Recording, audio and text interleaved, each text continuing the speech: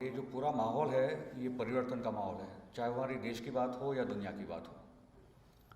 और जो संघर्ष सीरिया के कुरुक्षेत्र पे चल रहा है, उन्होंने वो दुनिया में परिवर्तन की दिशा बता दी है कि जो साम्राज्यवादी ताकतें हैं, जो इज़राइल के साथ जो सऊदी, तुर्की, कतर का गठबंधन है, क्योंकि एक है सवाल ज़ायनिज़्म का, हिंदुत्व का, मगर जैसे मैं पेगी जी को बोल रहा था, वैसे एक सवाल है पॉलिटिकल इस्लाम और हेजिमनी का।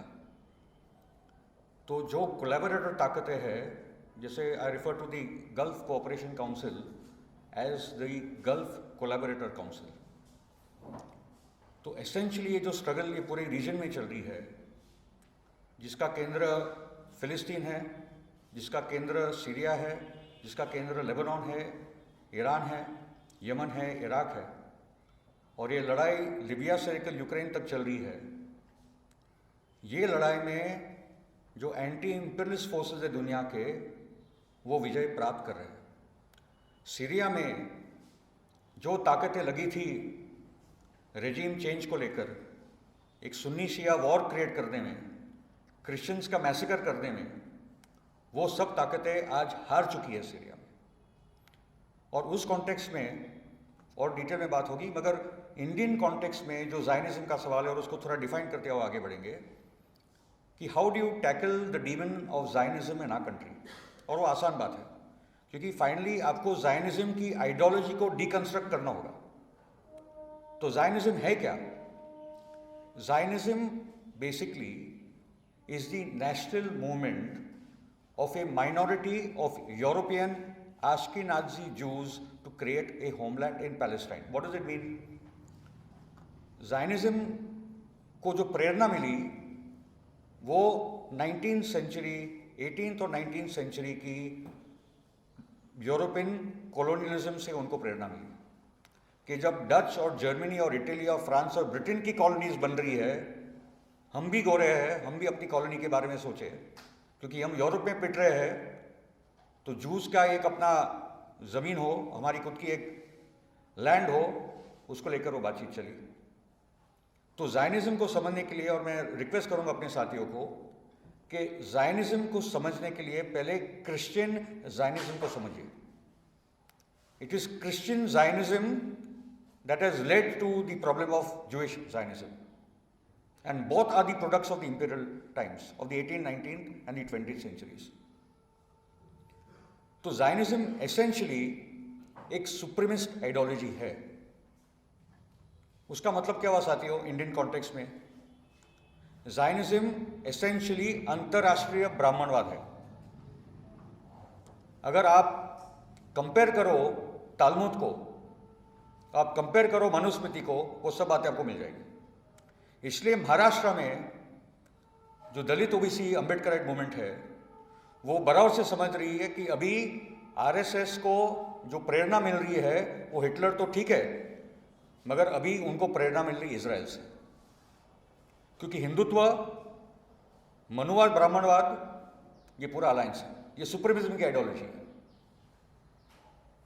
इजराइल अंतर्राष्ट्रीय ब्राह्मण है, और हमारे देश के जो ब्राह्मणिकल ताकतें है, मनुवादी ताकत है, उनका एक डायरेक्ट अलायंस है। मगर उसके साथ साथियों मुसलमानों को लेकर भी बात करनी पड़ेगी कि जो पॉलिटिकल इस्लाम का जो एजेंडा है, खास करके वहाबी, सल्फी और मुस्लिम ब्रदरहुड वाला, it is for also political domination of the world, कि इस्लाम का झंडा पूरे दुनिया में फैलेगा। और एक हदीस है गजवा हिंद करके, वो बोलता है कि इस्लाम की आर्मीज आएगी, इंडिया पे फतह करेगी।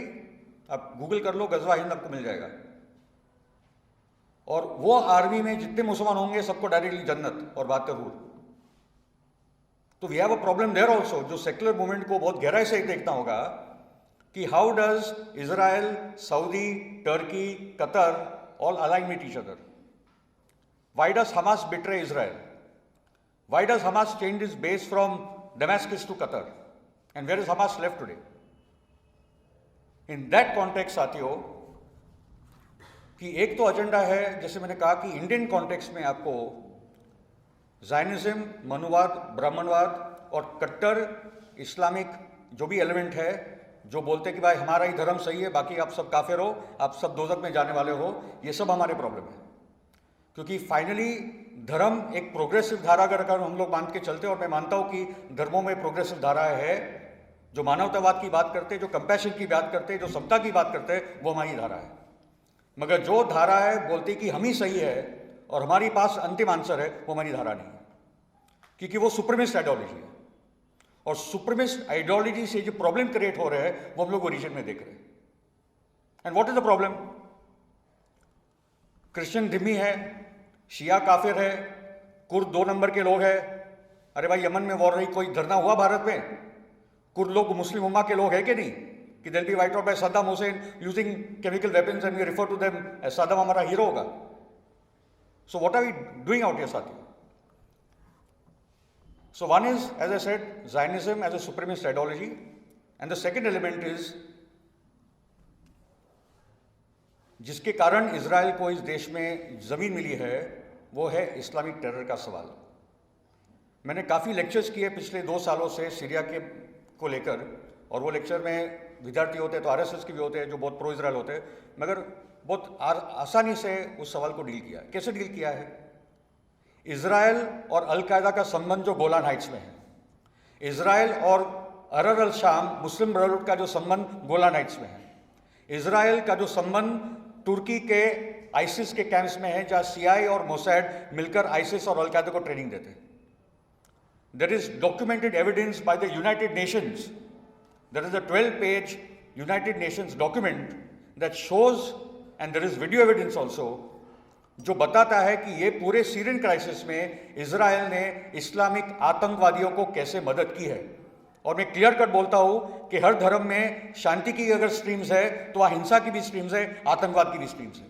There is a problem with religions, and each religion will have to deal with it, and we have to deal with it across religions also. खाली सिर्फ मेरी जिम्मेदारी नहीं है कि मैं सिर्फ हिंदुत्व के खिलाफ बोलूं, बहुत आसान है मेरे लिए मुसलमान होने के नाते, मगर मेरी जिम्मेदारी है कि मैं मेरे धर्म के अंदर जाके देखूं कि वहां क्या प्रॉब्लम है, तब जाके असली रिफॉर्म आएगा। एक तरफा रिफॉर्म नहीं आने वाला। So one is the agenda of, as I said, how do you correlate the supremacism as an ideology, और इसमें वामपंथियों को ज़्यादा कम्युनिस्ट मूवमेंट है, इसमें ज़्यादा दिक्कत नहीं, socialist lost a lot of these connections. Bahujan आंदोलनों में अभी इजराइल का खतरा, आरएसएस का रिश्ता समझ में बात आ रही है। और मेरा मानना है कि इस दौरान जब कन्हैया जी के कारण मोदी डाउन स्लाइड पे है, चाहे वो रोहित आज इस देश में प्रतीक बनकर हुआ हो या कन्हैया एक प्रतीक बनकर खड़ा हो, जब इस देश का नौजवान मोदी को एक्सपोज कर रहा है, this is a very bad time for Modi to go to Israel. It's going to be very easy for us to expose this entire, because it is on the downslide. Modi is on the downslide. The entire Hindutva agenda, economically, culturally, in every way, in terms of religion, पूरा हिंदुत्व का project collapse होता जा रहा है। Now coming साथियों की what has actually happened in the last few years, post 2011, जिसके कारण मैं बोल रहा हूँ कि now we are actually achieving victory। जो लोग बोलते हैं कि इजराइल एक मिलिट्री पावर है, उनको इतना तो सवाल पूछना चाहिए कि एक गाजा की छोटी पट्टी के सामने आप बार बार हमास के सामने हार चुके हो। एक 12 से 34 किलोमीटर की वो पट्टी है, हम जैसे लोग जा चुके हैं। हम लोगों ने इंडिया टू गाजा, हम पहले इंडिया और एशिया के लोग थे, जहाँ 16 एशिया के मुल्क हम लोग India, Pakistan, Iran, Turkey, Syria, Lebanon, Egypt से लेकर गाजा हम लोग जा चुके थे। हम लोगों ने 2 बार इस किस्म के कारवा भारत की भूमि से निकाले वहाँ तक के। So the point is, an Israel that has attacked Gaza 3 times, if not more, in the last 10 years, and they have lost to Hamas and the Islamic Jihad and to other, in the Fatah and the PFLP in Gaza.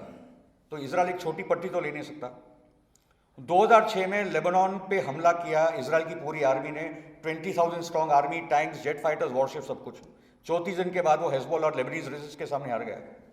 एक 125 करोड़ का मुल्क, एक 60 लाख की आबादी से क्या सीखने वाला है, मुझे तो समझ नहीं आता नहीं। So Israel as a military power, the story ended in 2006। तो जब इजराइल हारता है हिजबुल्लाह के सामने, तब एक नया समीकरण बनता है उस इलाके में, और वो एक आर्टिकल है समोरश की, मेरा रिक्वेस्ट है आप उसको पढ़ लीजिएगा, नोट कर लीजिए। It's called the redirection of American foreign policy. It's a 2007 article that article is prophetic in many ways, क्योंकि वो क्या बोल रहा है कि ये जो वो 2007 का आर्टिकल है कि अभी Israel, Saudi, Turkey, America are all coming together. Saudi and Israel came together in 2006 itself in a very open manner. पहले से बहुत सारा कुछ चलता था, मगर 2006 में सऊदी और इजराइल एक साथ खुलकर आ जाते हैं, और अभी तो उनके डेलीगेशन आ जा रहे हैं, सब कुछ चल रहा है. So one is what Sukumar Muralidharan is saying, that what is the Israeli agenda? Israel का एजेंडा बहुत क्लियर है कि पूरी फिलिस्तीन की आबादी को उनको वहां से निकालना है. They are not interested in any two state, one state, other state solution. उनकी की पूरी फिलिस्तीन की आबादी को उनको वहां से एथिकली क्लेंस करना है. 48 से लेकर अभी तक जो सिलसिला चलता रहा, वो कैसे होगा? जो देश उनको सपोर्ट कर रहे हैं उनको खत्म करो. ये कौन से मुल्क है? लेबनान में हिजबुल्ला है, सीरिया में ये सरकार खड़ी है जिसके कारण असद पे ये हमला हुआ है, और ईरान खड़ा है. ये तीन देश, these three countries form the only remnants of the resistance in the region. तो ये तीनों को खत्म करो, ये इजराइल का एजेंडा. सऊदी का प्रॉब्लम कि अगर हिजबुल्ला जीतती है, क्योंकि सऊदी को सब कुछ सुन्नी शियाई करके दिखता है और कुछ दिखता ही नहीं उनको, ये बड़ा मसला है उनका. ओके, तो अगर हिजबुल्ला जीतती है तो ईरान ताकतवर होगा, इसलिए हिजबुल्ला को खत्म करो. तो अभी ये जो जीसीसी कंट्रीज है, ये 6 अरब इस्लामिक राष्ट्र, उन्होंने भी हिजबुल्ला को 2 दिन पहले आतंकवादी संगठन घोषित कर दिया. उसमें और एक बात भी है, 2 महीने पहले एक Saudi Prince was caught in Beirut airport with 2 tons of Captagon. Captagon is a drug. ये ड्रग ऐसा है कि आप एक पिल खाओ, आप 48 घंटे बिना सोए आप लड़ सकते हो, बिना खाए पिए आप सो सकते हो, आप लड़ सकते हो. तो ये जितने आतंकवादी सीरिया में जा रहे हैं, या इराक में जा रहे हैं, या यमन में जा रहे हैं, उन सबको कैप्टागॉन की गोलियां खिलाई जा रही है.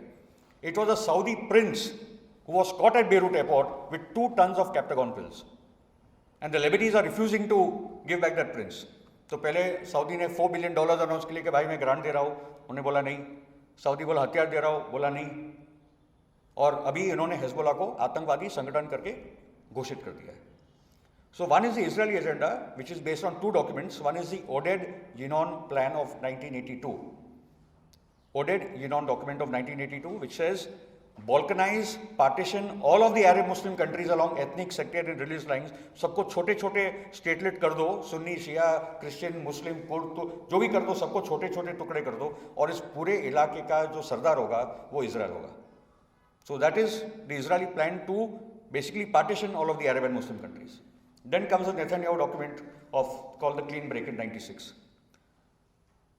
The other is the Saudi agenda, as I told you, and this comes to the larger question of the crisis within Islam. In fact, I was shocked that a secular country like Syria, जहाँ एक बात party वगैरह वगैरह rule करती है, उसके संविधान में लिखा है कि इस देश का अध्यक्ष सिर्फ एक मुसलमान ही बन सकता है, कोई क्रिश्चियन नहीं बन सकता. ये जब सेक्युलर देशों के संविधान है तो मुस्लिम कंट्रीज के क्या हाल है? So now the battle within Syria which will unfold is to actually make Syria into secular country. और उसका मतलब क्या होता है सेक्युलर कंट्री का? कि हर एक सिटीजन को इक्वल राइट्स हो, कोई धिम्मी ना हो. धिम्मी का मतलब है protected citizen, second class citizen. So the point is equal rights की कंसेप्ट जब तक अरब और मुस्लिम कंट्रीज में नहीं आएगी, या हर सिटीजन, चाहे आपका तो भी धर्म हो, आप मानो या ना मानो, आप एथिस्ट हो, मोनोथिस्ट हो, पॉलीथिस्ट हो, वो स्टेट का सवाल नहीं है. But you have equal rights in the constitution of your country, in the legal system of your country. That is what the Arab and Muslim countries have to move towards to. और Tunisia का constitution इस दिशा में गया है. Tunisia का जो constitution है, it is one of the most progressive and egalitarian in the Arab world, which has come out of this entire crisis, which is the positive point. The second question is कि क्या जो भारत में जो भी हमारी परिस्थिति हो, मगर मार खाते खाते भारत का मुसलमान 11 से 14% हो चुका है. बांग्लादेश का हिंदू 20% पे था, वो 10% पे आ गया. पाकिस्तान में क्या हमको मालूम है. तो डिस्पाइट एवरीथिंग, जो आम मुसलमान है वो इस देश की ताकत समझता है कि संविधान में तो ये, लीगल सिस्टम में तो है कि सर्वधर्म का कंसेप्ट जो है वो आम इंसान इस देश का समझता है, मानता है. तो equal rights for each citizens और हर धर्म को समान स्थान मिले वो संविधान में, ये अरब और मुस्लिम कंट्रीज के सामने चुनौती है. एक थियोलॉजिकल, फिलोसॉफिकल, एक पॉलिटिकल चुनौती है जिसके तरफ उनको बढ़ना होगा. और जिसके कारण माराकेश में मोरक्को एक बहुत इंपॉर्टेंट कॉन्फ्रेंस हुई थी जहां इराक में 1.2 million Christians have been reduced to 3 lakh. The women have been enslaved, the women have been raped. What has happened to the Yazidis by the ISIS and the Al-Qaeda? और ऐसी ऐसी घिनौनी बात सामने आई तो मुझे तो शर्म आती है कुछ बातें बोलने की, मगर हमारी जो यहाँ सब साथी है, we are aware of what is happening in that part of the world. So this coming together of Israel and Saudi, and then comes the question of what is actually the agenda towards Syria. What is the agenda? In 2007, 2006 के बाद, Bashar al-Assad was invited to Paris as the president of, as the chief guest of the French Republic Day, 2007 में. और असद को क्या offer दी गई उन्होंने कि is a liberal moderniser, looks good kind of guy, मगर move out of the resistance bloc, stop supporting Hamas and the Palestinians and all the other resistance groups, get the Palestinians out of your country, be part of the western bloc, economic sanctions will end your relation with Hezbollah and Iran, that will end. In fact, Israel also offered a kind of settlement of the Golan Heights, but that meant giving up the Palestinian cause. So the Syrian leadership refused to succumb and do what Egypt did earlier. Then there is a question of two pipelines. One is the Iran-Iraq-Syria pipeline going towards Europe, and the other is the जो दूसरी pipeline है वो है from Qatar to Saudi. Both the pipelines can coexist, but the Qataris and the Saudis refuse to coexist with the other pipeline, क्योंकि दोनों को Syria के through से मेडिटेरेनियन दरिया में जाना है. दो पाइपलाइन की लड़ाई हो रही है. अब बोलो सुन्नी शिया बोलते रहो. ईस्टर्न मेडिटेरेनियन दरिया में जो तेल और गैस मिला है उसको कौन कंट्रोल करेगा? डेमास्कस में जो बैठेगा वो कंट्रोल करेगा. तो सऊदी और Qatar want their man in Damascus. और जो उन्होंने लिबिया को तबाह कर डाला, क्योंकि एक तो इंपीरियल ब्लॉक है जो रिसोर्सेज को लूट रहा है, मगर उसके साथ छोटे कोलैबोरेट इंपीरियल पावर्स भी है like Qatar and Saudi and Kuwait, वो are part of the loot of Libya, जो लूट रहे लिबिया के रिसोर्सेज को. अभी बात तो आईसिस और अल-कायदा में देश को क्या फर्क पड़ता है, तेल तो निकल रहा है. और लिबिया को खत्म करने का जो कारण था, गद्दाफी जो भी हो, okay, he was eccentric and everything, he give everything free but he did not give free elections, जिसके कारण वो फंस गया. अब भाई फ्री इलेक्शंस तो करो आपके देश में, फ्री मीडिया तो रखो, वो आपकी वीकनेस होती है. मगर Gaddafi was creating an African Union, created the African Union. 90% of Libyan oil was controlled by Libyan national companies, and Gaddafi was creating an African currency. इसलिए गद्दाफी को खत्म किया गया. और क्या फॉर्मूला था कि पहले डिमोनाइज करो, Gaddafi is killing his own people, मतलब you can't kill your own people, we can kill your people. That is the basic American philosophy. आप अपनी जनता को मत मारो, हम आपकी जनता को मारने के लिए बैठे भाई. तो लिबिया को पहले डिमोनाइज करो, गद्दाफी को, यूनाइटेड नेशन सिक्योरिटी काउंसिल से no fly zone, send in al Qaeda from down. आपको जॉन मैकेन के फोटो अब्दुल हकीम बेलच के साथ मिलेंगे. अब्दुल हकीम बेलच कौन है? लिबिया का अल-कायदा के लीडर. जॉन मैकेन जो रिपब्लिकन पार्टी के सीनियर लीडर है, जो ओबामा के सामने 2008 में इलेक्शन लड़ चुके थे, उसके फोटो आपके मिलते हैं. आपको जॉन मैकेन के फोटो अबू बकर अल बगदादी के साथ मिलते हैं. इस हद तक ये पूरा गेम खेला गया. तो आइसिस के पीछे जो ताकतें हैं, Saudi, Qatar, Kuwait, Turkey, all are part of the ISIS game. पूरा funding Saudi, Qatar, Kuwait, Bahrain से आ रहा है. टर्की ने अपनी भूमि दे दी है, जॉर्डन ने अपनी भूमि दे दी है, जहाँ से एक पूरे कैंप्स ऑपरेट हो रहे हैं. उनकी जो आइडियोलॉजी है वो वहाबिज्म और सल्फिज्म की ideology, which we need to discuss as secular activist. We need to know which are the hegemonic ideologies within each of the religions which you have problem.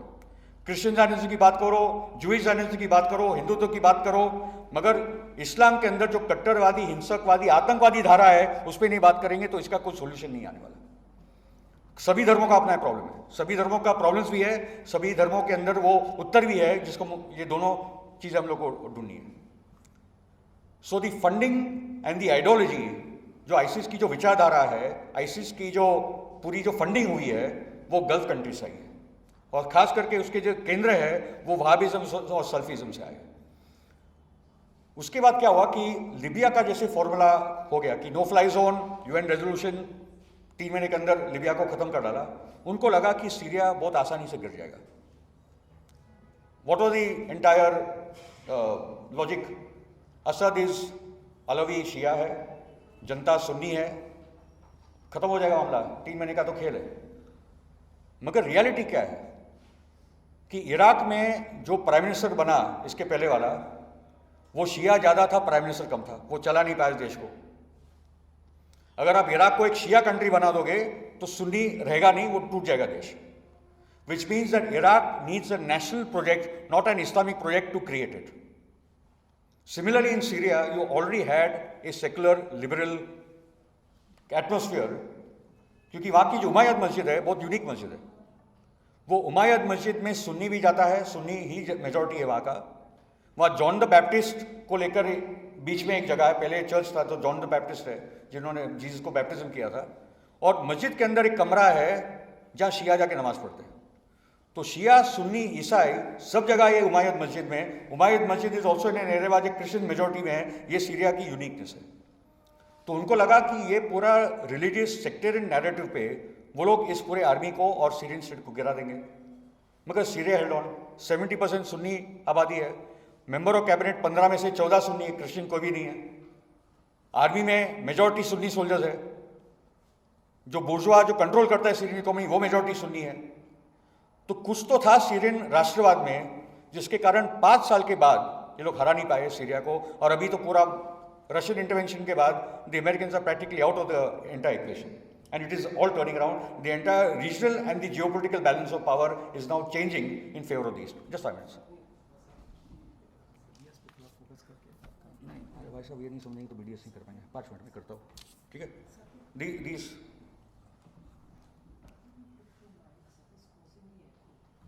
you don't need 2 mics. You only need 1 mic. Take out one of the mics. Couple of minutes with the regional situation and then come to the Indian situation with the BDS and so on and so forth. Essentially, साथियों, कि ये पूरे regime change के agenda में पहले 2 बातें clear कर दूं कि Syria is not a civil war, it is an imposed war on Syria. 80% of the fighters, militants, terrorists who have come into Syria are outsiders, they're not Syrian. It is an imposed war on Syria, it is not a civil war. दूसरी एक बात वो बात, दूसरी बात that do not use the western term of the Syrian regime, it is an elected government of the Syrian people. We have been there in the elections of 2014, we have seen people vote, we have seen people cry when they voted, and if 70 to 80% of the people of Syria did not support this government would not have lasted for the length of time that it has. So let us not go by Western terminology and understanding of what the Syrian issue is all about.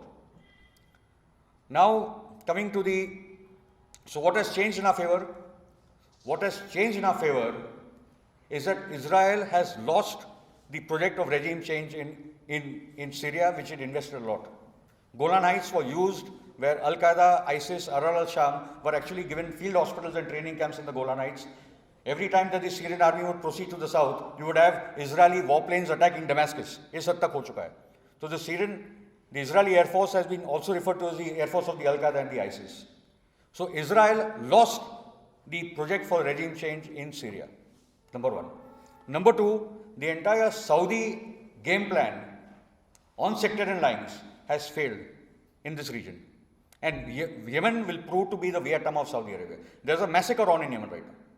पूरा एक genocide चल रहा है जिसके बारे में किसको पड़ी नहीं, मगर यमन के लोग across sections have come together to deal with the Saudi, Israelis, Americans, French, British, Kuwaitis, Qataris, सब लोग अलग है ये पूरे एक जेनोसाइड को लेकर. The third element is that the extremist hegemonic form of Islam is now facing a major challenge from within the Arab and the Muslim world कि ये नहीं चलेगा. And the entire debate on Sufism is coming back as an answer to Wahhabism. उसका मतलब नहीं कि खाली दरगाह जाके माथा टेक कर आओ. Sufism means a lot more.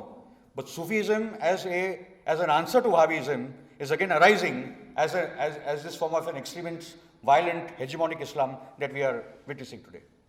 Thirdly, the American project to redraw the map of the region has failed.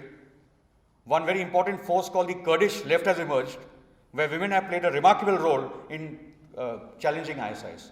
और ISIS में एक अफवाह फैल गई थी कि अगर कुर्दिश औरतों के हाथों से मरे तो हम लोग को जन्नत नहीं मिलेगी.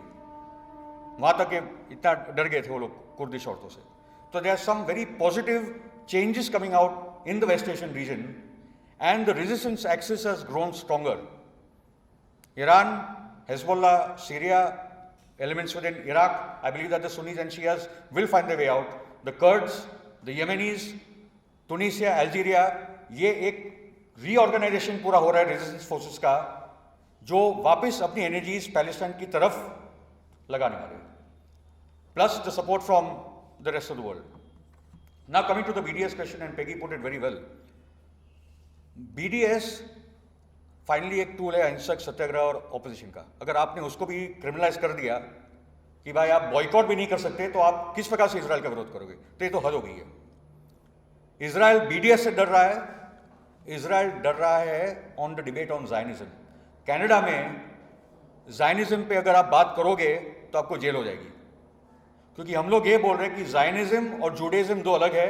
जूडाइज्म एक धर्म है, बाकी के जैसे धर्म है जिसमें अच्छा भी है बुरा भी है, और जायनिज्म एक खतरनाक पॉलिटिकल आइडियोलॉजी, एक हेजेमोनिक आइडियोलॉजी है. मगर Zionism is equal to Judaism, वो खुद इजरायली बोल रहे हैं, और कनाडा में वो कानून बन चुका है कि जायनिज्म पे बातचीत नहीं कर सकते, आप BDS के खिलाफ आंदोलन नहीं चला सकते, आप हॉलोकॉस्ट पे नहीं बात कर सकते. अरे भाई जब हुआ है तो हुआ है, बात होने दो. Why are you hiding the debate on the Holocaust? Let there be a debate. But in Europe, on free speech in France, it is a crime to talk about the Holocaust.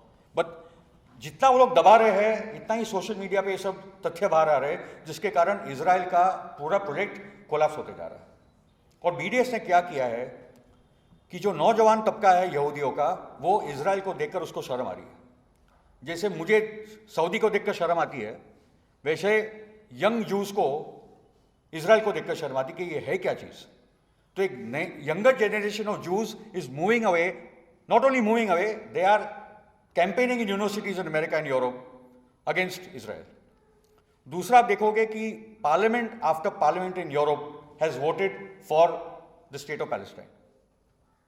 ये पिछले एक साल में इतना कुछ हो चुका है यूरोप में कि इजराइल, अगर ये सिविल वॉर नहीं होती मुसलमानों और अरबों के बीच में, तो सिचुएशन बहुत अलग होता.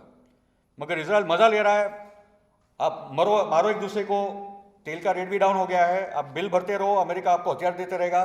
France is the largest supplier today of weapons in terms of per capita into the region. तो मुसलमान बिल भी भर रहा है, गला भी काट रहा है, बम से भी मार रहा है, तो इजराइल मजा ले रहा है. मगर साथियों कि ये पूरे सीरियन क्राइसिस जैसे जैसे अभी एक पॉजिटिव दिशा में जा रहा है, जहाँ कोलैबोरेटर, वैसल स्टेट्स और इंपीरियल फोर्सेस ये रीजन में हार चुके हैं. And now coming to the Indian situation in brief. जैसे मैंने कहा कि हम लोगों ने महाराष्ट्र में ये करके बता दिया है कि जायनिज्म, कम्युनिस्ट जायनिज्म को एक अलग तरीके से समझेंगे, अम्बेडकराइट फुले मूवमेंट उसको अलग तरीके से समझेगी, जो अपना एक सोशल अंडरस्टैंडिंग है, जिस किस्म का ऑपरेशन लोग समाज में देख रहे हैं, उस बेसिस पे लोग जायनिज्म को अलग अलग तरीके से समझने वाले हैं.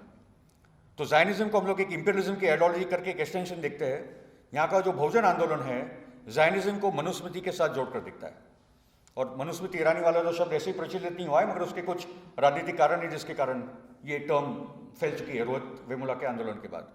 सो one is how to conflate Zionism with Manusmriti, with the Talmud, and also, as I said, extending it to the problems of extremist religious forces across otherwise we will not be able to be honest with the narrative. So one is deconstructing Zionism and linking it up with the similar Brahmanic narratives in our country. The second point is कि जैसे मैंने कहा कि मोदी जो जिस time पे जा रहे हैं, he is growing weaker and weaker by the day. तो एक राष्ट्रीय आंदोलन जितना जल्दी हो सके, हम लोग बम्बई में भी इसको आगे करने वाले, आप सबको इन्वाइट वहाँ करेंगे, जितने से जल्दी एक देशव्यापी आंदोलन जिसमें स्टूडेंट कैंपसेस का एक बहुत इंपॉर्टेंट रोल होगा, क्योंकि जिस दिन कन्हैया ने बोल दिया भाई इजराइल से आज़ादी, तो बहुत बड़ी बात हो जाएगी. Okay, so the point is to involve student campuses during the course of the entire struggle. और वहाँ से जो भी आवाज़ें आ रही है कैंपसेस में से, लोग उनको ज़्यादा सुन रहे हैं, ना कि पॉलिटिकल लीडर्स को लेकर. मगर ये पूरा राजनीतिक दल, सामाजिक आंदोलन, स्टूडेंट कैंपसेस, इसका पूरा कॉम्बिनेशन बनाते हुए. And I think I'll end it here. We'll take the discussion ahead. धन्यवाद.